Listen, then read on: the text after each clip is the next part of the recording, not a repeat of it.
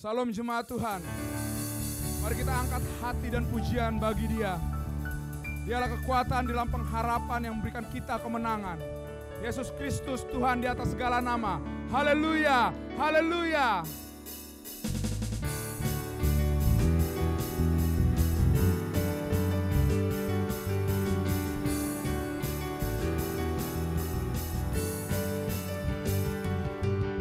Satu nama yang besar, hanyalah nama-Mu Tuhan. Gunung batu kekuatan, hanyalah nama-Mu Tuhan.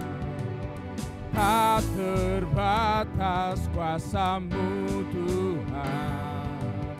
Ajaib hebat, Raja perkasa.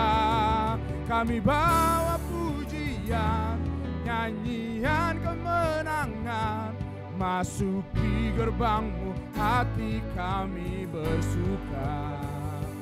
Tangan kami terangkat, sorakan kemenangan. Terpujilah nama-Mu Yesus Raja, segala raja.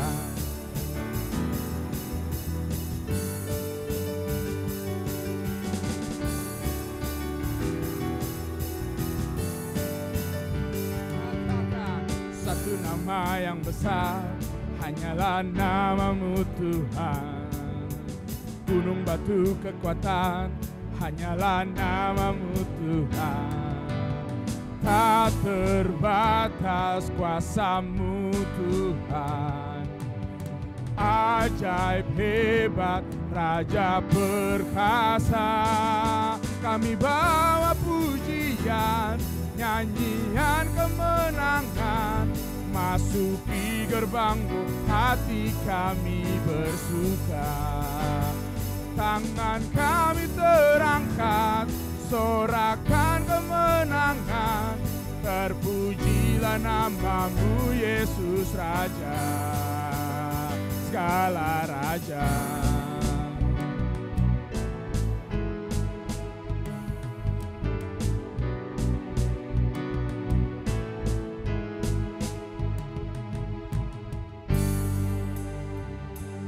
Kami bawa pujian, nyanyian kemenangan.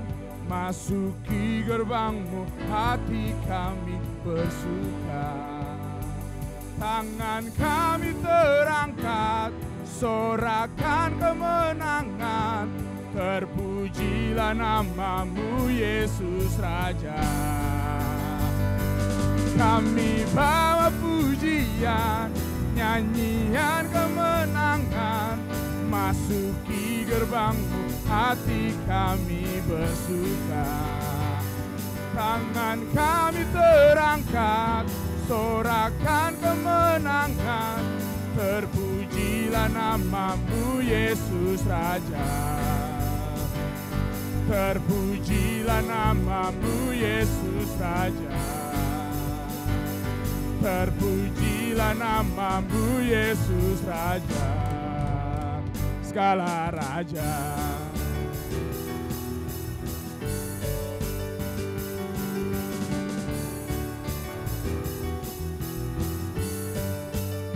Yesus Kau Raja.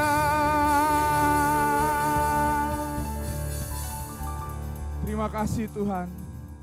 Terima kasih untuk berkat-Mu yang Kau berikan buat kami. Saat ini kami mau menyembah Engkau, kami memuliakan nama-Mu ya Bapa, dan kami mau berpengharapan kepada-Mu ya Tuhan. Karena kami percaya Kau Tuhan yang baik, yang memberikan kami kemenangan. Terima kasih Bapa, terima kasih. Dalam nama Tuhan Yesus, kami siap menyembah-Mu. Haleluya, haleluya, amin.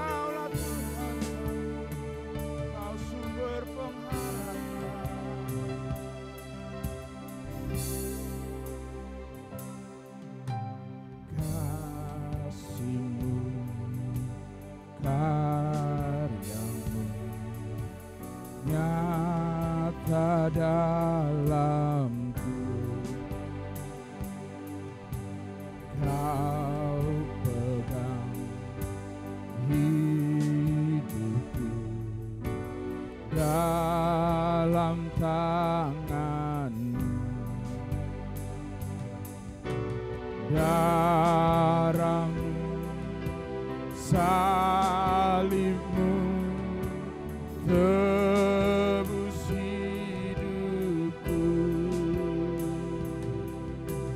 namamu berkuasa sanggup bangkitkan.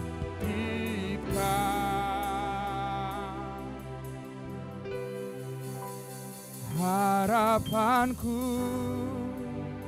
di dalammu, hanya Kau Yesus kuatku. Ku percaya, ku aman dalamku,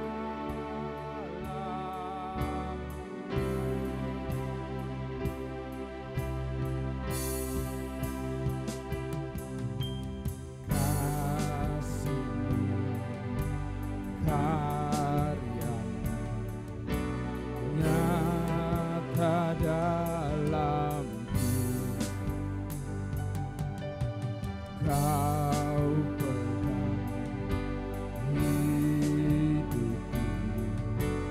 dalam tangan-Mu. Darah-Mu, salib-Mu tebus hidupku, namamu berkuasa sanggup bangkitkan. Harapanku di dalammu, hanya Kau Yesus kuatku. Ku percaya, ku aman dalam-Mu.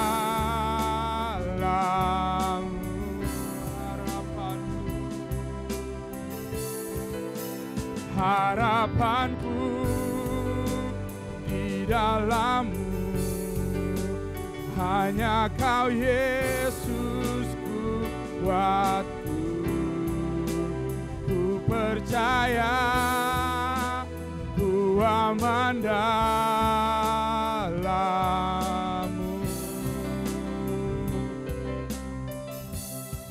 Tak pernah gagal rencana-Mu, terangi jalanku, kuasa-Mu sempurna. Pengharapanku takkan hilang, sebab masa depan Kau sediakan. Tak pernah gagal rencana-Mu, terangi hidup, kuasa-Mu sempurna. Pengharapanku takkan hilang, sebab masa depan ku dalam-Mu. Harapanku di dalam-Mu, hanya Kau Yesus kuatku. Ku percaya, ku aman dalam-Mu. Jemaat katakan harapanku. Harapanku di dalam-Mu, hanya Kau Yesus kuatku. Ku percaya, ku aman dalam-Mu.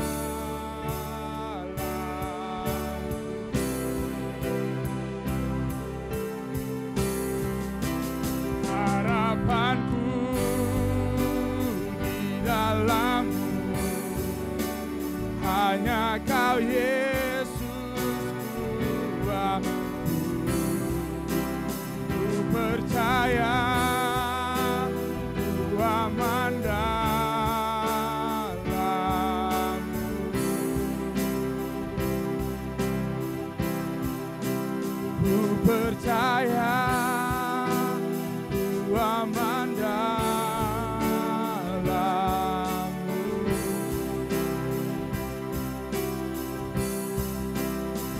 percaya, ku aman dalammu.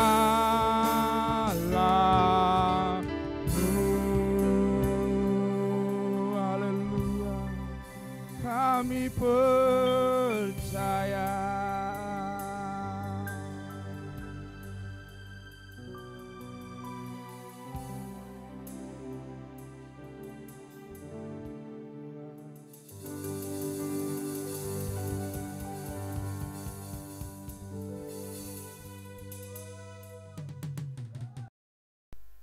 Selamat pagi Bapak Ibu Saudara yang dikasihi Tuhan. Saya percaya kepada kita semua pada pagi hari ini akan diberkati oleh firman Tuhan. Mari kita sama-sama berdoa. Tuhan, kami bersyukur, kami berterima kasih menyerahkan untuk seluruh jemaat-Mu dimanapun mereka berada. Tuhan yang memperlengkapi dan Tuhan yang meneguhkan dengan kekuatan firman-Mu kepada setiap apapun yang kami hadapi hari-hari ini. Tuhan yang memperlengkapi dan menolong kami, memampukan kami. Kami siap untuk menerima firman-Mu di dalam nama Tuhan Yesus Kristus. Amin. Bapak Ibu Saudara, tema firman Tuhan pada pagi hari ini saya beri tema Tuhan ada di tengah goncangan iman. Yang terambil dalam kitab Ayub pasalnya yang ke-35, ayat yang ke-9 dan ayat yang ke-10. Firman Tuhan berkata, orang menjerit oleh karena banyaknya penindasan, berteriak minta tolong oleh karena kekerasan orang-orang yang berkuasa, tetapi orang tidak bertanya di manakah Allah yang membuat aku dan yang memberi nyanyian pujian di waktu malam. Saat di mana kita hidup hari-hari ini adalah seperti yang dikatakan oleh firman Tuhan di waktu malam. Ayat yang ke-9 mengatakan bahwa zaman di mana kita hidup adalah orang banyak menjerit karena tertindas. Kita ditindas oleh virus Corona 19 yang tidak kunjung berhenti. Ketakutan bahkan terjadi di seluruh dunia hari-hari ini. Setiap orang dibatasi pergerakannya oleh karena COVID-19. Orang keluar rumah saja mikir 7 kali. Setiap orang mencari kebutuhan sehari-hari selalu dalam keadaan yang was-was karena virus tersebut. Pertanyaannya, di manakah Allah? Waktu pada saat saya mengalami pergumulan, di manakah Tuhan pada saat saya mengalami masalah yang sangat pelik? Alkitab mengatakan bicara malam, bicara persoalan, bicara malam adalah bicara masalah yang terjadi. Alkitab berkata Allah ada di dalam kehidupan kita yang akan memberikan kemenangan di waktu malam. Semua orang bisa menyanyi tatkala hatinya senang. Orang bisa menyanyi tatkala suaminya pulang dan berkata, "Mama, bulan ini naik gaji." Tetapi Bapak Ibu Saudara, gampang orang memuji Tuhan waktu pada saat berkat Tuhan dicurahkan di dalam kehidupan dia. Tetapi sebaliknya firman Tuhan mengatakan, ada begitu banyak orang yang menderita hari-hari ini. Tidakkah dia tahu bahwa satu hal yang perlu yang ada dalam hidupnya? Dia perlu berdoa dan berteriak meminta kepada Tuhannya. Berseru kepada Allahnya. Karena Tuhan kita adalah Tuhan yang memberikan solusi. Pada waktu malam itu tiba. Saudara boleh menghadapi keadaan yang sukar, sulit dan besar. Tetapi kita percaya bahwa roh Allah yang diam dalam kehidupan kita adalah roh Allah yang memberikan kekuatan di dalam setiap kehidupan kita. Kita berasal dari Allah dan di dalam Dia ada penghiburan, ada kekuatan, ada jalan keluarnya. Ayub, apa yang kurang dalam kehidupan Ayub? Alkitab mengatakan seorang laki-laki dari tanah Uz, ia begitu jujur, saleh dan takut akan Allah, menjauhi semua kejahatan. Ia seorang imam dalam keluarga, perantara yang mendamaikan anak-anaknya dengan Allah. Orang ini adalah orang yang luar biasa di hadapan Allah. Tetapi pepatah mengatakan malang tak dapat ditolak, untung tak dapat diraih. Dalam waktu sehari ia kehilangan harta dan anak-anaknya. Semua musibah silih berganti dalam kehidupan Ayub. Ada seorang penulis yang luar biasa yang berkata, Shakespeare mengatakan, masalah datang tidak seperti mata-mata yang datang satu persatu, tetapi seperti satu batalion tentara yang datang bersama-sama. Masalah yang datang silih berganti dan bertubi-tubi dalam kehidupan kita hari-hari ini. Namun di tengah kesedihan dan penderitaan berat yang dialami Ayub, Ayub berkata, dengan telanjang aku keluar dari kandungan ibuku, dengan telanjang juga aku kembali kepadanya. Tuhan yang memberi, Ia juga yang berhak mengambilnya. Saya ulangi, Tuhan yang memberi, Tuhan juga berhak untuk mengambilnya. Dalam kesemuanya itu penderitaan yang dialami oleh Ayub, ia tidak berbuat dosa dan tidak menuduh Allah berbuat yang tidak patut di hadapan Ayub. Itu sebabnya Ayub mengajarkan kita, seringkali orang tidak bertanya di manakah Allah yang sebetulnya yang memberi pujian di waktu malam. Mungkin hari-hari ini kita mengeluh dengan pekerjaan kita, usaha kita, keluarga kita, anak-anak kita, karir kita. Dalam doa saudara berkata, Tuhan yang saya sembah adalah Tuhan yang mendengarkan doa. Pada saat saudara bergegumbul di hadapan Tuhan, pada saat saudara datang kepada Allah, Dia akan memberikan jalan keluarnya. Nah, kita lihat kembali firman Tuhan. Pertanyaan saya pada pagi hari ini, di manakah Allah pada saat engkau mengalami nyanyian di waktu malam, atau tepatnya di manakah Allah pada saat malam tiba di dalam kehidupan kita? Yang pertama, Dia ada di antaramu sebagai pahlawan yang memberikan kemenangan. Dia ada di antara kita sebagai pahlawan yang memberikan kemenangan. Alkitab mengatakan dalam Sefanya pasalnya yang ketiga ayat yang ke-16, pada hari-hari itu akan dikatakan kepada Yerusalem, janganlah takut hai Sion, janganlah tanganmu menjadi lemah lesu.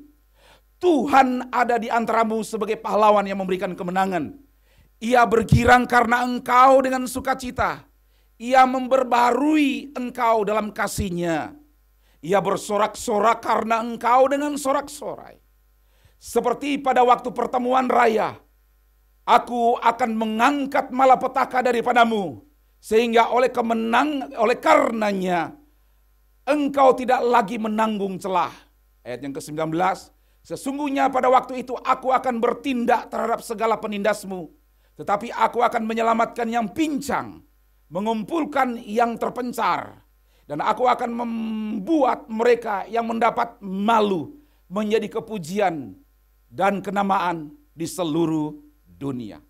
Bapak Ibu Saudara, dari ayat-ayat tersebut kita percaya bahwa Allah kita adalah Allah yang sanggup, Allah yang memberikan solusi, Allah yang menjawab doa, Allah yang beserta dengan kita. Bukankah itu yang dikatakan firman Tuhan, Allah tepat ada di antara kita, berarti Dia tidak menghalalkan segala cara di dalam peperangan kehidupan kita. Kalau Allah bersama dengan kita adalah Allah yang turut berperang, turut membawa kita di dalam kemenangan. Dia bukan Allah yang terbatas, Dia bukan Allah yang biasa-biasa, tetapi Allah yang mengatakan adalah Allah turut bekerja dalam segala sesuatu untuk mendatangkan kebaikan bagi mereka yang mengasihi Dia, yaitu bagi mereka yang terpanggil sesuai dengan rencana Allah di dalam kehidupannya. Allah ada di antara kita, bukan Allah yang jauh. Di bagian yang lain firman Tuhan mengatakan bahwa Allah kita adalah Allah yang diam di dalam hati kita. Allah kita adalah roh Allah, atau tepatnya Allah yang tinggal di dalam kehidupan kita. Berarti Allah kita adalah Allah yang tidak jauh di dalam perjalanan kehidupan kita. Tetapi apa yang dikatakan oleh firman Tuhan ini, dalam situasi yang hari-hari ini Bapak Ibu Saudara, setan ingin lihat di dalam kehidupan kita, kita mengalami putus asa. Setan ingin lihat engkau tinggalkan pelayanan. Setan ingin lihat engkau menyerah dan bilang, percuma saya berdoa dan berharap sama Tuhan. Tapi Alkitab mengatakan Allah bergirang jika dengan kita penuh dengan sukacita. Bagaimana saya bisa bersukacita sementara masalah saya sangat besar? Usaha saya berhenti, mau keluar rumah saya nggak bisa. Bagaimana dengan uang belanja kebutuhan sehari-hari? Saya di rumah, saya punya masalah yang sangat besar. Memikirkan semua perkembangan apa yang sementara terjadi di dalam kehidupan saya. Baik itu dalam karir saya, dalam usaha saya, di dalam rumah tangga, dan pelbagai hari ini masalah yang saya harus hadapi. Saya ingin memberitahu, malapetaka boleh datang dalam kehidupan kita. Tapi ada satu hal yang memberikan solusi dalam hidup kita. Asal saja kita berhenti untuk ngomel. Kita berhenti untuk memandang Yesus yang tidak berbuat apa-apa dalam kehidupan kita. Berhenti kita mengatakan dalam hati kita, percuma aku berdoa, Tuhan gak jawab doa. Saya ingin memberitahu, Ia menindak segala penindasmu, kata firman Tuhan.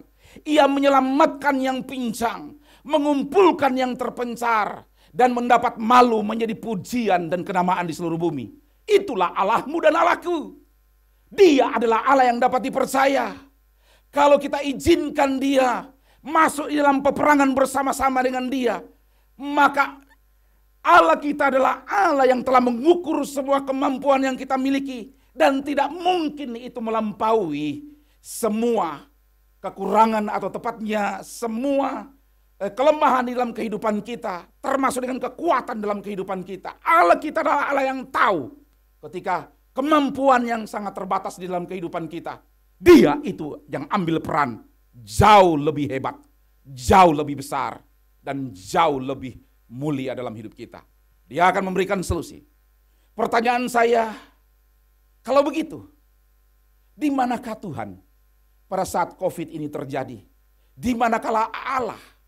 Waktu pada saat saya kecewa, waktu pada saat saya berada di dalam rumah, waktu pada saat saya mengalami masalah yang terjadi, pada saat anak saya dalam keadaan sakit, pada saat usaha saya yang dalam keadaan menurun, di manakah Allah?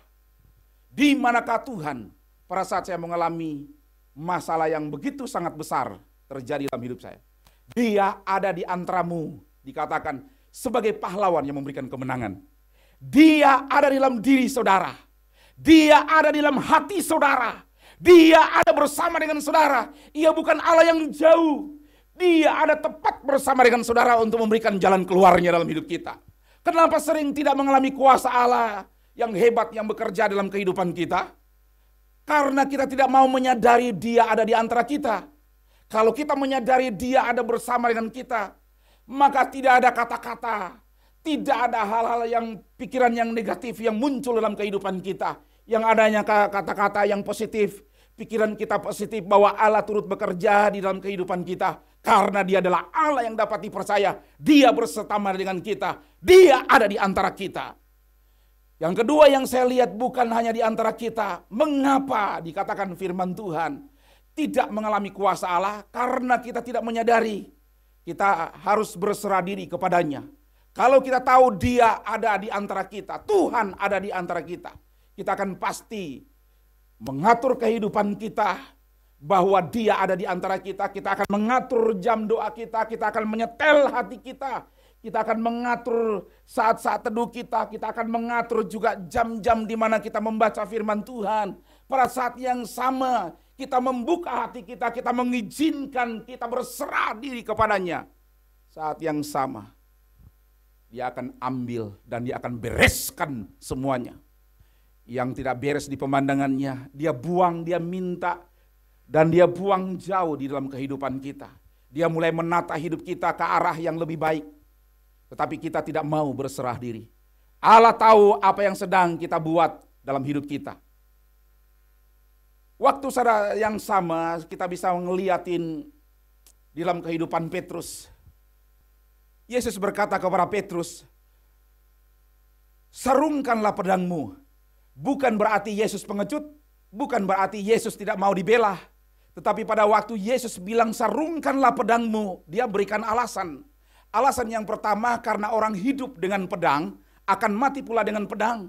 Ada hal yang kedua, jika aku mau, aku bisa panggil pasukan malaikat di sorga untuk datang dan membela aku, kata Yesus. Kalau kita menyadari Allah di antara kehidupan kita, kita akan berserah diri kepadanya. Semakin kita berontak, semakin kita mau ngatur diri kita sendiri dengan kemampuan yang kita miliki yang sangat terbatas itu, semakin proses peperangan atau pergumulan makin panjang terjadi dalam kehidupan kita. Bukankah itu yang terjadi dalam kehidupan orang Israel, Bapak Ibu Saudara? 40 tahun, satu masa yang cukup panjang, 4 dekade. Bangsa Israel harus berjalan 40 tahun. Bukan berarti jalan ke tanah Kanaan 40 tahun, tapi kata Alkitab, Allah sengaja bawa mereka ke jalan berputar-putar supaya jangan setelah mereka tiba di tanah Kanaan, orang Israel berpikir bahwa kemampuannya semuanya. Karena kekerasan hati orang Israel, karena mereka tegar tengkuk, keras kepala, harus Allah memprosesnya 40 tahun. Nah, pertanyaan saya yang kedua, di manakah Allah?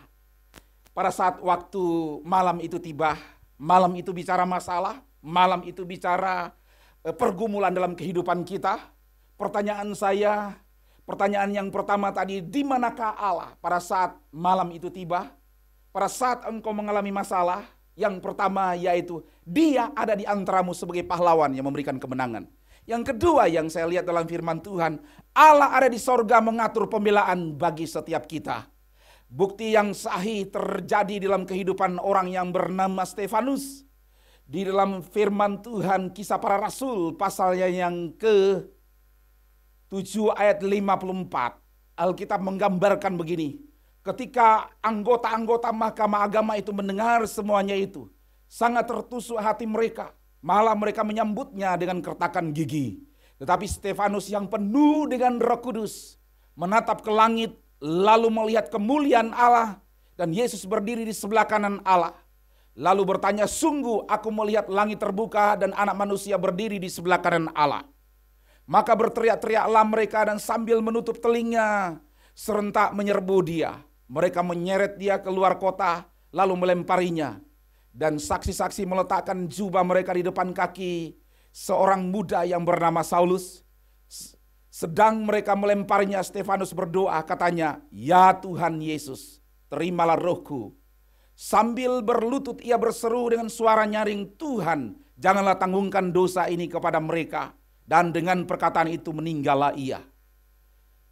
Pertanyaan di dalam kita masing-masing, kalau Tuhan Allah bisa melepaskan Petrus dari penjara, kalau Tuhan bisa melepaskan Paulus dan Silas hanya dengan doa dan pujian, dan terjadi gempa bumi yang hebat membuat sendi-sendi penjara itu goyah, dan seketika itu juga terbukalah semua pintu penjara dan terlepaslah belenggu mereka semua.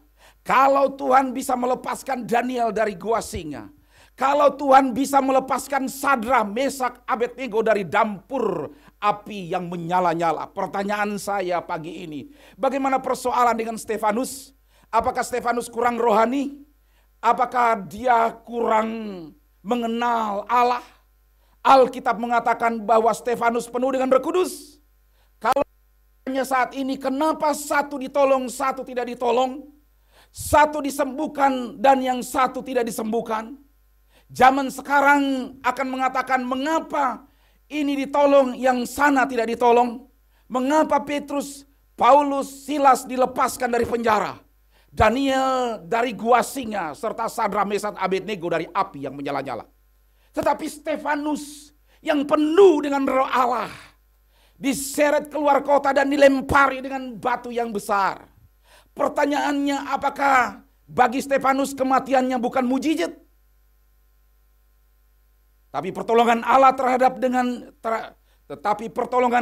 terhadapnya dengan cara lain. Apakah Stefanus akhirnya menjerit-jerit dan berkata, aduh sakit. Kemudian Stefanus menjerit, lalu dia mengatakan, tidak baik engkau Allah, mengapa engkau enggak membelaku? Saya ingin memberitahu pagi ini, karena justru sementara orang melempari batu, Stefanus berkata, aku melihat anak Allah. Anak manusia dalam segala kemuliaannya menyambut aku. Sampai tidak ada kesedihan di dalam hatinya. Yang ada cuma yang menundukkan dirinya, menundukkan kepalanya, dia berlutut dan meminta belas kasihan Tuhan turun di atasnya dan bilang, Tuhan, jangan tanggungkan kepada mereka kesalahan mereka. Dengan kata lain, Stefanus mau bilang, Tuhan, pengalaman yang aku alami bersama-sama dengan engkau lebih indah dari segala pengalaman yang pernah aku alami dan jalani di dalam hidup ini. Petrus dilepaskan dari dalam penjara ketika tengah malam. Petrus tertidur, lalu seorang malaikat Tuhan datang menepuk Petrus dan membawa dia keluar. Kenapa dia bisa berkata? Kenapa Kenapa ini bisa terjadi? Allah yang di sorga mengatur pembelaan buat anak-anaknya. Kalau Petrus mengalami, Allah bisa membela Petrus. Tuhan yang maha besar, yang disembah oleh Petrus adalah Tuhan juga yang kita sembah hari ini. Dia mampu mengatur pembelaan bagi anak-anaknya. Anak saudara mungkin di luar negeri, anak saudara mungkin itu di Indonesia, tapi bukan di Batam, di tempat yang lain. Mereka lagi menimba ilmu, lagi kuliah di tempat yang lain. 2-3 hari ini engkau nggak bisa menghubungi, engkau gelisah dalam hidup ini. Pastikan ada satu di mana yang bisa memberikan jawaban dalam hidup ini, yaitu Tuhan Yesus. Kalau dia bisa bela Petrus, dia adalah Allah yang sanggup membela dalam kehidupan kita. Itu sebabnya selalu saya mempercayai bahwa pembelaan orang benar bukan datangnya dari manusia, tetapi pembelaan orang benar datangnya dari Allah sendiri. Alkitab mengatakan begini, di dalam Mazmur 91 ayat yang kelima. Perhatikan dengan baik Bapak Ibu Saudara, karena ini ada acuannya yang dahsyat terjadi tentunya hari-hari ini dalam kehidupan kita. Engkau tak usah takut terhadap kedahsyatan malam, terhadap panah yang terbang di waktu siang, terhadap penyakit sampar yang berjalan di dalam gelap, terhadap penyakit menular yang mengamuk di waktu petang. Walau 1000 orang rebah di sisimu dan 10.000 rebah di kananmu, tetapi itu tidak akan menimpamu. Engkau hanya menontonnya dengan matamu sendiri dan melihat pembalasan terhadap orang-orang fasik. Sebab Tuhan ialah tempat perlindunganmu, yang maha tinggi telah kau buat tempat perteduhanmu. Malapetaka tidak akan menimpa kamu, dan tulah tidak akan mendekat kepada kemahmu. Sebab malaikat-malaikatnya yang akan diperintahkannya kepadamu untuk menjaga engkau di segala jalanmu. Ayat yang ke-12, mereka akan menatang engkau di atas tangannya, supaya kakimu jangan terantuk kepada batu. Bapak Ibu Saudara, apa yang dikatakan dijelaskan oleh firman Tuhan begitu indah sekali di dalam Mazmur 91 ini. Engkau tidak usah takut, kata firman Tuhan. 10.000 orang, maksud saya 1.000 orang rebah di sisi kiri kita, bahkan 10.000 orang rebah di sisi kanan kita, tetapi kita tetap melihat pembelaan Tuhan bagi orang yang percaya kepadanya. Dia adalah Allah yang dapat dipercaya. Itu sebabnya pastikan dalam hidup kita di tengah-tengah kemelut COVID, pastikan iman percaya kita hanya kepada Dia yang sanggup membela engkau. Ayat-ayat tersebut mengisahkan kehidupan kita hari-hari ini. Apapun yang kita alami hari ini, kita tetap percaya bahwa Allah kita adalah Allah yang dahsyat. Bukankah itu yang dialami oleh Ayub? Peristiwa yang dialami oleh Ayub ini bukan peristiwa yang biasa. Seluruh hidupnya, kekayaannya habis, anak-anaknya habis, hidupnya sebatang kara hari itu. Tetapi kepercayaannya dengan Allah tak tergoncangkan oleh apapun. Masalah boleh silih berganti, tetapi Allah yang dia percayai adalah Allah yang membela dalam kehidupan Ayub. Saya ingin menggarisbawahi kekristenan bukan hanya membutuhkan orang yang beriman seperti Daniel yang bisa keluar dari mulut gua singa. Tetapi kekristenan membutuhkan iman seperti Stefanus yang bisa menghadapi kenyataan seperti itu. Kekristenan bukan hanya membutuhkan orang-orang yang lari dari masalah, yang setiap kali melihat masalah dalam nama Yesus Kristus, setan keluar dari saya, jangan dekat-dekat dengan saya. Tapi yang dibutuhkan kekristenan yang berkata, mana setannya?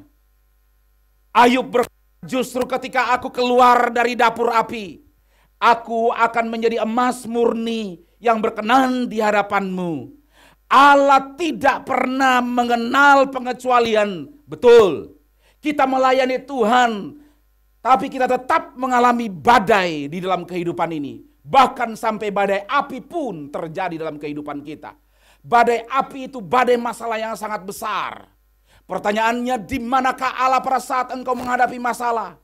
Yang pertama tadi, Dia ada di antaramu sebagai pahlawan yang memberikan kemenangan, dikatakan oleh Alkitab. Tetapi ada hal yang kedua, Dia ada di sorga mengatur pembelaan bagi anak-anaknya. Pertanyaan yang ketiga, di manakah Allah pada saat saya mengalami pergumulan hidup? Atau tepatnya, di manakah Tuhan pada saat malam itu tiba dalam hidup ini? Yang ketiga, Allah ada di daerah musuh untuk memusnahkan lawan kita. Saya ulangi, Allah ada di daerah musuh untuk memusnahkan lawan kita. Bukankah itu yang dikatakan oleh Alkitab di dalam firman Tuhan kitab Keluaran pasalnya yang ke-14 ayat yang ke-13, 14. Tetapi berkatalah Musa kepada bangsa itu, janganlah takut, berdirilah tetap, lihatlah keselamatan dari Tuhan yang akan diberikannya hari ini kepadamu. Sebab orang Mesir yang kamu lihat hari ini tidak akan kamu lihat lagi untuk selama-lamanya. Tuhan akan berperang untuk kamu dan kamu akan diam saja. Kenapa orang sepertinya enggak berbuat apa-apa? Kadang-kadang Allah ada di daerah musuh untuk berperang ganti kita. Kenapa Allah sepertinya enggak berbuat apa-apa? Kadang-kadang Allah ada di daerah musuh untuk berperang ganti kita. Tetapi dalam firman Tuhan yang barusan saya bacakan dalam kitab Keluaran pasal yang ke-14, jangan takut. Berdirilah tetap dan lihatlah keselamatan dari Tuhan. Bapak Ibu Saudara, kita bisa melihat bangsa Israel menghadapi situasi yang sangat buruk pada zaman itu. Karena mereka sekarang berada di depan Laut Teberau. Bangsa Mesir mulai mengejar mereka dan begitu dekat dan sekarang tidak ada jalan lain. Bagi bangsa Israel untuk mendapatkan pertolongan, Musa tidak bilang ayo sembunyi. Musa nggak bilang, ayo semuanya kita ngumpet bersama-sama. Tapi Musa berkata, jangan takut. Kenapa kita tidak melihat mujizat Tuhan terjadi dalam kehidupan kita hari-hari ini? Karena kita keburu, kita takut, dan kita lari. Keburu kita takut, dan kita panik. Kita menghalalkan segala cara. Bukankah itu yang saat ini sementara terjadi di mana-mana? Dan semua hari ini siaran-siaran mulai dari siaran radio, siaran televisi, WA dan pelbagai hal yang terjadi selalu mengungkapkan jangan takut. Karena ketakutan itu membuat orang ciut. Ketakutan itu membuat orang mundur. Ketakutan itu membuat orang panik. Dalam situasi yang seperti itu, orang nggak berkata lagi di manakah engkau Tuhan? Apalagi Tuhan sepertinya lambat untuk menolong. Atau ketika mereka berteriak meminta tolong dari Tuhan, pada saat mereka berdoa, lambat Tuhan menolongnya. Timbul di dalam pemikiran, semua ketakutan bermunculan dalam kehidupan kita. Jangan panik, jangan takut. Sebagaimana firman Tuhan berkata, jangan takut. Bukankah itu yang terjadi di dalam kehidupan orang Israel pada zaman itu? Alkitab menggambarkan di dalam Hakim-Hakim pasalnya yang ke-7. Ayatnya yang kedua, 3, 4, 5. Saya nggak akan membacakan seluruhnya. Pada waktu itu Tuhan berkata, berfirmanlah Tuhan kepada Gideon, terlalu banyak rakyat yang bersama-sama dengan engkau itu, daripada yang ku kehendaki untuk menyerahkan orang Midian ke dalam tangan mereka. Jangan-jangan orang Israel memegah-megahkan diri terhadap aku. Sambil berkata, tanganku sendirilah yang menyelamatkan aku. Ayat yang ke-3. Maka sekarang serukanlah kepada rakyat itu demikian. Siapakah yang takut dan gentar? Biarlah ia pulang, enyahlah dari pegunungan Gilead. Lalu pulanglah 20.000 orang dari rakyat itu. Dan tinggallah 10.000. Bapak Ibu Saudara, dari 32.000 pulang 22.000. Lebih daripada setengahnya. Pulang, yang takut yang pulang. Yang mengalami ketakutan itu yang pulang. Gak cukup. Disaring lagi oleh Tuhan. Dikatakan dari 10.000. Ada yang meninggalkan 7.700. Tinggal 300 orang. 300 orang ini yang bersama. Ketika mereka berperang dengan Gideon, 300 orang ini yang tadinya bersama-sama dengan yang 32.000. Tapi tinggal 300 orang yang mengalami kekuatan yang dari Allah. Kehidupan yang bersama dengan Tuhan. Dari 300 orang ini adalah 300 orang yang sungguh-sungguh. Yang mengasihi dan mencintai Allahnya. Sampai firman Tuhan berkata, dari yang 300 ini yang bertahan dalam hidup mereka. Mereka berperang dan mereka menang. Mereka bersama-sama dan mereka dikatakan oleh Alkitab, Tuhan bilang sama bangsa Israel, jangan takut, berdirilah tetap. Artinya tetap laksanakan tugas saudara. Artinya tetap saudara laksanakan bisnis saudara. Artinya tetap kita melayani, jangan mundur. Artinya kita tetap berdiri, jangan mudah goyah. Alkitab melaporkan bahwa siapa yang takut dan gentar, biarlah dia pulang. Artinya, hari ini Tuhan bicara dalam hidup kita. Waktu pada saat kita mengalami malam tiba dalam hidup kita. Di manakah Tuhan pada saat malam itu tiba dalam kehidupan kita?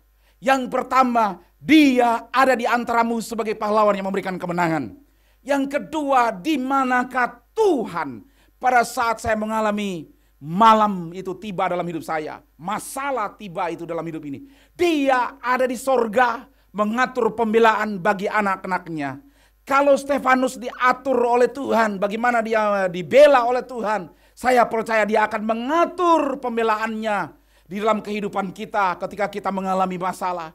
Di tengah-tengah kita takut hari-hari ini, saya ingin memberitahu, mari datang kepada Dia, minta ampun kepada Dia.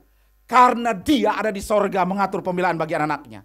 Yang ketiga, di manakah Tuhan pada saat saya mengalami malam tiba atau masalah itu tiba? Dia ada di daerah musuh, mengatur pembelaan bagi anak-anaknya dan berperang bersama dengan musuh. Dan kita diam saja, kata firman Tuhan. Artinya apa? Tuhan yang akan berperang melawan musuh-musuh dalam kehidupan kita. Kita tinggal diam. Hari-hari ini kita berada di rumah masing-masing. Saya sangat percaya ada banyak kita bisa menggunakan waktu untuk berdoa. Ada banyak kita bisa menggunakan untuk membaca Alkitab. Ada banyak waktu yang kita bisa gunakan untuk sungguh-sungguh membawa keluarga kita, suami, istri, anak-anak datang kepada Allah. Berdoa bagi perusahaan saudara, berdoa bagi rumah tangga saudara, berdoa bagi karir saudara, berdoa bagi keluarga kita semua. Sekian, Tuhan memberkati. Mari kita sama-sama berdoa. Tuhan, kami bersyukur untuk firman Tuhan. Kami menyerahkan untuk seluruh jemaat-Mu dimanapun mereka berada. Yang mendengarkan firman Allah, mereka akan mengalami kekuatan yang dari Allah. Allah ada di antara kehidupan mereka. Allah ada di sorga. Allah ada di pihak musuh dan mengatur semua pembelaan bagi anak-anaknya. Kami percaya sudah terjadi hari ini. Pagi ini sudah terjadi. Setiap kami yang mengalami masalah bebas. Setiap kami yang mengalami tekanan yang begitu hebat, hari ini kami memberitahu, kami tidak akan takut lagi. Kami terlepas dari rasa ketakutan, kami bebas dari rasa takut. Karena kami memiliki Allah yang berperan dalam kehidupan kami, yang memberikan jalan keluarnya tatkala masalah itu ada dalam hidup kami. Bungkus mereka semua dengan kuasa darah-Mu. Dan dimanapun mereka berada hari ini, kami percaya ketakutan sirna dalam hidup mereka. Di dalam nama Tuhan Yesus Kristus, kami alaskan doa dan sembahyang kami pagi ini. Amin. Tuhan memberkati kita semua. Saya mengucapkan terima kasih untuk Pastor David atas uraian kebenaran firman Tuhan yang sangat memberkati dan menguatkan setiap kami yang mendengarkannya. Dan saya juga ingin mengucapkan terima kasih kepada seluruh jemaat Tuhan dan Bapak Ibu dimanapun kalian berada yang telah mendengarkan ibadah yang kami siarkan melalui YouTube channel MDC Batam. Biarlah setiap kebenaran firman Tuhan yang telah Bapak Ibu dengarkan dapat menguatkan iman daripada Bapak Ibu semua. Sebelum kita mengakhiri ibadah ini, ada beberapa pengumuman yang ingin saya sampaikan. Yang pertama, minggu ini kita akan mengadakan atau kita akan melakukan ibadah kesan kelompok saling memperhatikan atau cell group secara online. Jadi kesan kita minggu ini dilakukan secara online. Untuk itu Bapak, Ibu dan saudara-saudari dapat mendownload aplikasi Zoom di handphone Bapak Ibu semua sehingga dapat melakukan cell group secara online. Kemudian pengumuman yang lain, ibadah image juga kita akan siarkan secara online. Jadi Bapak Ibu dapat menyampaikan hal ini kepada anak daripada Bapak Ibu untuk dapat melakukan ibadah image secara online. Kemudian Bapak Ibu juga dapat memberikan persembahan melalui nomor rekening yang ditayangkan di bawah ini. Bapak Ibu dapat mentransfernya melalui nomor rekening ini. Kemudian minggu depan kita masih akan terus melakukan ibadah secara online. Dan sebelum kita mengakhiri ibadah ini, saya juga mengajak Bapak Ibu semua, bersama-sama kita ingin mendoakan beberapa pergumulan doa daripada jemaat, khususnya usaha, kesehatan, ekonomi, dan pendidikan daripada anak-anak. Mari saya mengajak kita semua satukan hati dan kita berdoa. Bapa kami di tempat yang maha tinggi, Engkau mengasihi hidup kami. Engkau rela datang ke dunia untuk mati, menebus hidup kami, memberikan kepada kami masa depan yang penuh dengan pengharapan. Dan Engkau berjanji untuk menyertai kami. Dan Engkau adalah gembala yang baik yang senantiasa menuntun kawanan-kawanan domba-Mu. Pada kesempatan yang baik ini ya Tuhan, sebagai gereja-Mu kami bersatu hati berdoa, memohon berkat-Mu, memohon kemurahan-Mu kepada seluruh jemaat yang memiliki usaha, baik mereka memiliki usaha yang besar, usaha menengah, usaha yang kecil, apapun bentuk usaha mereka ya Tuhan. Tuhan tolong mereka. Dalam situasi yang sukar ini, kami berdoa, Bapa beri mereka hikmat, sehingga mereka dapat mengambil langkah-langkah yang tepat, sehingga mereka dapat melewati masa ini dengan baik. Berdoa Tuhan, menyerahkan kesehatan daripada jemaat-Mu. Beberapa jemaat yang bergumul dengan kesehatan mereka, kami berdoa, biarlah kesembuhan daripada Tuhan atas mereka. Kami percaya bahwa mujizat-Mu masih ada hingga hari ini ya Tuhan.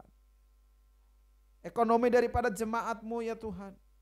Oh Bapa, pulihkan ekonomi daripada umat-Mu. Dengar seruan mereka ya Tuhan. Tolong mereka ya Bapa. Mereka juga yang bergumul dengan masa depan dan pendidikan daripada anak-anak mereka. Ya Tuhan, dengar seruan mereka. Buka jalan buat mereka ya Bapa. Kami tetap mengandalkan Tuhan. Kami percaya bahwa situasi krisis yang sedang kami hadapi, kesukaran yang sedang kami lalui, itu akan berlalu. Dan kami yakin bahwa Tuhan ada berserta dengan kami. Kami percaya akan firman-Mu, bahwa Engkau turut bekerja di dalam segala keadaan, baik itu keadaan yang baik maupun keadaan yang sukar, untuk mendatangkan kebaikan kepada setiap umat-Mu ya Tuhan. Kami sehati berdoa saat ini untuk pemerintahan kami. Untuk bangsa ini Tuhan, Engkau memberkati bangsa ini ya Bapa. Tolong pemerintahan kami dalam segala upaya yang mereka lakukan untuk mewujudkan kesejahteraan daripada bangsa ini. Upaya langkah-langkah mereka melakukan di dalam menghadapi COVID-19 ini. Tuhan, Engkau adalah Allah yang besar. Tolong mereka ya Bapa. Berkati kota ini, kota Batam. Wali kota Batam, Tuhan Engkau memberkati. Makasih ya Tuhan. Kami juga berdoa menyerahkan para medis. Mereka bekerja di garda terdepan, di dalam menolong korban daripada COVID-19. Tuhan Engkau tolong sertai mereka ya Bapa. Terima kasih Tuhan Yesus. Kami percaya bahwa berkat Tuhan ada di atas bangsa ini. Berkat Tuhan ada di atas kota ini. Berkat Tuhan ada di atas kehidupan kami semua. Terima kasih Bapa. Kami mengakhiri ibadah ini. Saya berdoa berkat daripada Allah, berkat daripada Yesus, penyertaan daripada Roh Kudus senantiasa ada, senantiasa menyertai seluruh umat-Mu dimanapun mereka berada. Biarlah nama Tuhan dipermuliakan. Hanya di dalam nama Tuhan Yesus kami berdoa dan mengucap syukur. Semua kita yang percaya bersama-sama kita katakan amin. Sampai bertemu kembali di dalam ibadah online yang dilakukan pada minggu depan. Tuhan Yesus memberkati kita semua. Shalom.